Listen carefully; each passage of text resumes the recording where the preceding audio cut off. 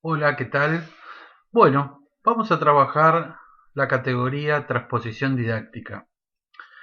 Este constructo teórico es una producción de un especialista francés de la matemática que compartió con la didáctica en general esta producción que de algún modo genera cierto espacio de reflexión para todos los campos de conocimiento, no exclusivamente para las matemáticas.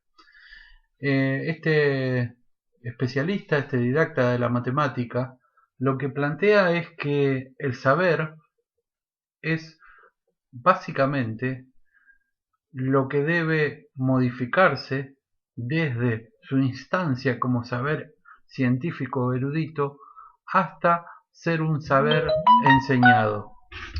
Esta idea, de alguna manera, él plantea es un secreto que se encontraba planteado a voces, o sea que todo el mundo de alguna manera sabía que existía una transformación, una adecuación, pero nadie tomaba la posibilidad de reflexionar el cómo, el por qué, los mecanismos necesarios que se ponen en juego para que esa adecuación sea una adecuación favorable a los procesos de enseñanza que estábamos impulsando, docentes, especialistas o didactas.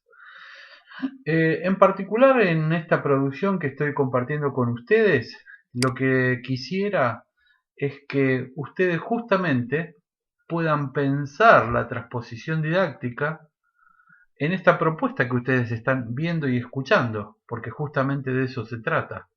La transposición didáctica tiene que ver con un momento en que el docente presenta el contenido a sus alumnos y esta forma en la que se lo presenta, de alguna forma, valga la redundancia, perdón, eh, acerca, facilita o no la relación entre el sujeto que aprende y el conocimiento. Entonces, cuando hablamos de un conocimiento en términos eruditos, científicos, estos especialistas o científicos que producen ese conocimiento tienen una relación con él muy distinta a la que va a tener un alumno a la hora de aprenderlo. Porque el científico no está aprendiendo el conocimiento, lo está produciendo.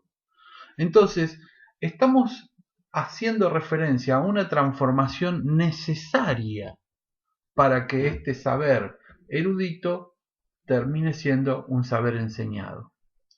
Para ello, yo decía, vamos a utilizar esta propia propuesta que ustedes están ahora viendo y pensar que justamente nosotros podríamos haber elegido explicar o contarle lo que el texto de Chevaler dice.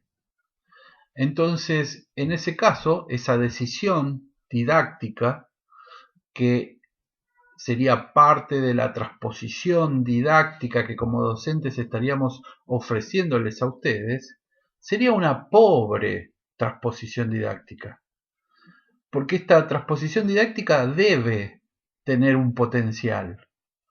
Yo no les voy a estar diciendo a ustedes o explicando a ustedes lo que ustedes pueden ir a leer.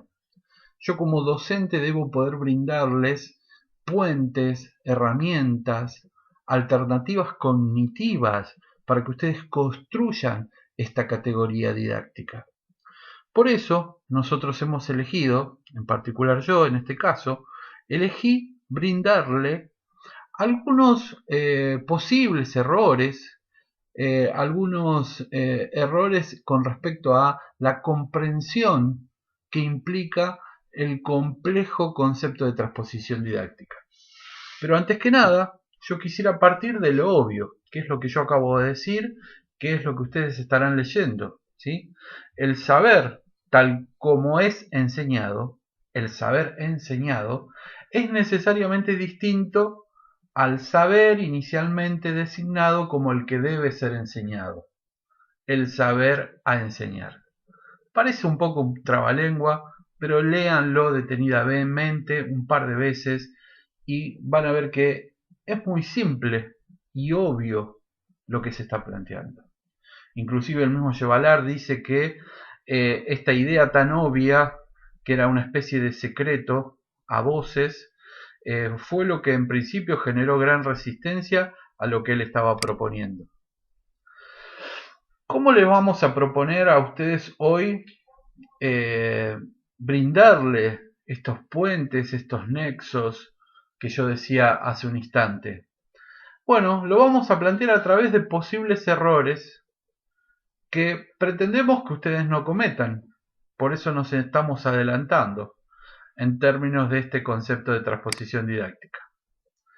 Primer error general. Pensar que la transposición didáctica es hacer de un saber difícil un saber fácil. Bueno, este es un grave error porque de alguna forma va a imposibilitarnos después comprender lo que Chevalar nos quiere explicar a la hora de poder ver cómo el saber se debe transformar en torno a poder, primero, respetar un contexto. Él va a hablar de la unidad didáctica, del sistema educativo, de la noósfera, y estas van a ser marcos o el entorno de otro sistema. Entonces, si yo no entiendo que el sistema de unidades didácticas están en un entorno que es el sistema educativo, no voy a poder pensar cómo y por qué estos saberes deben adaptarse y a quién fundamentalmente. Así que, primer error que nosotros esperamos ustedes no cometan es pensar que la transposición es hacer de lo difícil algo fácil, ¿sí? Sino que es algo complejo que implica una vigilancia epistemológica cuando estamos hablando del saber sabio al saber enseñar o al saber a enseñar, y una vigilancia didáctica del saber a enseñar hacia el saber enseñado. Segundo error. El segundo error que no queremos que ustedes cometan es caer en la tentación de juzgar la transposición como buena o mala. La transposición no es en sí una entidad buena o en sí una entidad mala. La transposición, como yo decía al principio, puede estar, digamos, hecha de la peor manera. La transposición puede siempre mejorarse, repensarse, pero de antemano yo no puedo decir que la transposición es mala porque está de alguna manera eliminando ese saber originario y erudito y lo está reemplazando por otro. No. La transposición puede ser muy pobre, como yo decía. Yo siempre tengo el recuerdo de un profesor en la escuela secundaria que entró, abrió su libro y empezó a leer el libro. Digamos, siempre lo recuerdo porque me parece que es el ejemplo de, no sé, casi una extrema pobreza en la transposición. O sea, lo que él estaba planteando como posibilidad de transposición didáctica, lo que nos podía ofrecer a nosotros era leer el libro. Entonces es ahí donde, por un lado, pensamos que la transposición didáctica es necesaria, no es buena o mala de antemano. Puede estar hecha con mayor responsabilidad, con una mayor, con un mayor compromiso, pero de antemano no es buena ni mala. Tercer error. Tercer error a veces está dado, se los voy a explicar muy rápidamente, con la expresión que una vez escuché que una maestra planteaba. Decía, no, esto de la transposición didáctica es algo tan complejo y es tan difícil porque no puedo yo banalizar el saber que yo no la hago. Esta opción no existe. No existe la opción de no hacer transposición didáctica.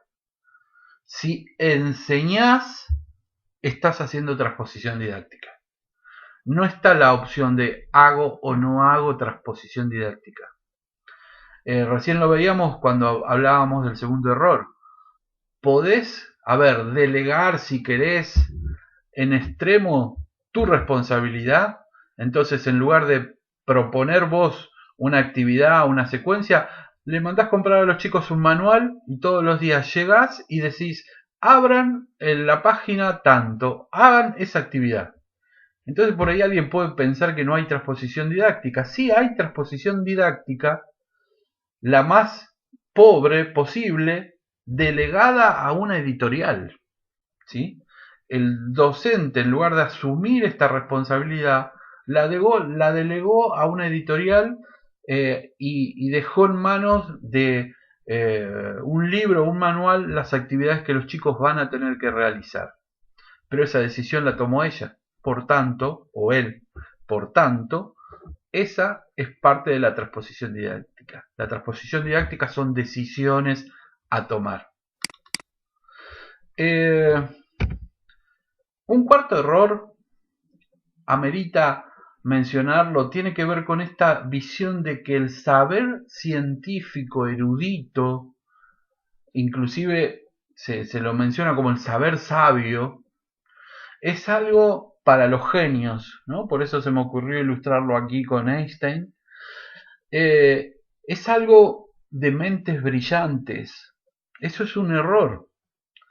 Entonces uno apela a esta cuestión de que uno no puede acceder a ese saber porque uno no es un genio. Esto es un error, porque tan solo estamos hablando de una diferencia de roles. Cuando yo ejerzo mi rol como docente, en este caso produciendo este material para ustedes, yo tengo una finalidad, yo tengo determinadas intenciones, yo tengo determinadas herramientas y estrategias que puedo utilizar. Pero si yo estoy en el rol de un científico, que la cátedra habitualmente lo está, en este momento nosotros estamos realizando una investigación, o sea, somos ese sector de actores académicos que producen conocimiento, y aunque me gustaría hacerlo, pero no lo soy, no soy ningún genio, pero tan solo lo que soy es un investigador, que como investigador tengo un rol que cumplo a partir de determinadas pautas y determinados procedimientos que cumplo muy rigurosamente, acotados y enmarcados en el método científico, eh, utilizando determinadas herramientas y estrategias, y por eso voy a estar en contacto con un saber de carácter científico o erudito. Porque cuando el equipo de cátedra se reúne a discutir y a construir un instrumento como puede ser una entrevista, o cuando la aplica, nosotros ahí, en esas situaciones, tenemos una relación, un acceso a ese saber que no lo podemos replicar en todos nuestros alumnos. El día de mañana nuestra investigación tendrá resultados y las tendremos que hacer comunicables a través de un texto. Pero yo no puedo hacer que todos mis alumnos vivencien conmigo la producción de esos instrumentos, la aplicación, el debate, la discusión. Entonces ahí está esta visión en torno a que el saber sabio, erudito o científico no tiene que ver con una mente genial, tiene que ver con un tipo de relación con el saber. En este caso, una relación de producción. Bien, algunas ideas importantes que podrían atravesar estos errores que fuimos mencionando, ¿sí? Y que de alguna manera, si caemos en alguno de esos errores, estas ideas importantes también caerían. Primero, vigilancia epistemológica. Segundo, vigilancia didáctica. Estas subcategorías que se encuentran dentro de la transposición didáctica que presenta Chevalar nos da cuenta de que la transposición didáctica es un proceso que requiere un compromiso y que requiere un conocimiento puesto al servicio de este proceso. Por tanto, además de que existen momentos, de que existen distintos saberes, existen momentos donde hay que ejercer la vigilancia epistemológica y otros momentos donde ejercer la vigilancia didáctica. A mí me gustaría que ustedes al abordar el texto puedan justamente estar atentos a estos dos condicionantes. Primero, ¿cuándo se ejerce la vigilancia epistemológica y didáctica? ¿Cómo? ¿Y quiénes son los responsables? ¿Sí? Porque no son los mismos actores los responsables de ejercer la vigilancia epistemológica que la vigilancia didáctica. Bien, teoría del Big Bang. Dijeron ustedes, ¿qué pasó con la didáctica? Bueno, miren, algo muy breve, como una anécdota casi les voy a contar, que me pasó en una oportunidad hablando con un amigo que es físico. Entonces yo estaba buscando ejemplos, ¿no? Ejemplos de transposición didáctica, ejemplos que tengan que ver justamente con cómo el saber va llevando a cabo esta transformación. Entonces le digo a mi amigo físico, ¿me podés explicar la teoría del Big Bang? Bueno, dice, ¿cómo no? Sentémonos, me comienza a explicar. Llevaba unos 5 minutos hablando y yo supongo que habrá visto mi cara de absoluto desconcierto y me dijo, no, no me estás siguiendo, ¿no? No me estás entendiendo. Realmente no lo estaba entendiendo porque yo, a ver, para ser gráfico, supongo que la mitad de las palabras que estaba utilizando no sabía qué significaban. Entonces me dice, bueno, a ver, espera, voy a empezar de vuelta. Empieza de vuelta y va utilizando de vuelta su relato para explicarme. Alguna que otra cosa empiezo como a tener un sesgo de idea en mi mente, pero realmente no lo comprendí. Después de 10 minutos le digo, no puedo entenderte, no puedo cerrar la idea. Entonces dice, bueno, a ver, déjame hacer un intento más. Y dice, bueno, vos imaginate que existe, por ejemplo, diferentes sustancias, ¿no? Diferentes sustancias en un espacio determinado. Esas sustancias pueden ser gases, pueden ser minerales, y la suma y la conjunción de esos materiales en su encuentro, en su conjunción, producen una gran explosión. Y la gran explosión producen otro tipo de materiales y otro tipo de interacciones. Y así sucesivamente, suma de interacciones y nuevos elementos, se conformó el universo. Yo casi sonriendo de oreja a oreja le digo, ahora sí te entendí. Y le veo que tiene una cara como de decepcionado.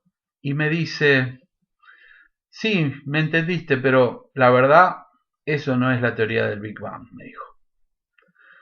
En este breve relato, sí, casi anecdótico, que les quiero dejar aquí al final, simplemente me parece que ustedes van a poder ver el atravesamiento de todo lo que yo estaba diciendo con respecto a la transposición didáctica, ¿no?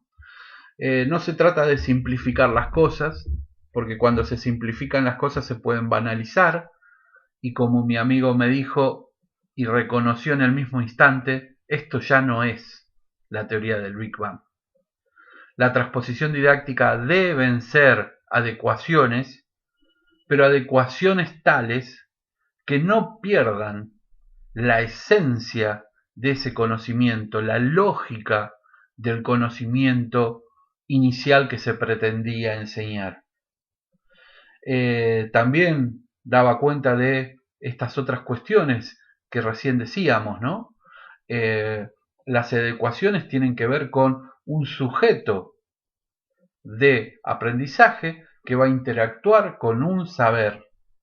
Entonces, los términos, los conceptos que él me planteaba, eran conceptos y términos que yo debería haber aprendido previamente para poder comprender la explicación que él me estaba dando. Por tanto, la transposición didáctica remite a una gran responsabilidad de todo aquel que pretenda enseñar. Bueno, muchas gracias por su atención, que tengan una buena semana.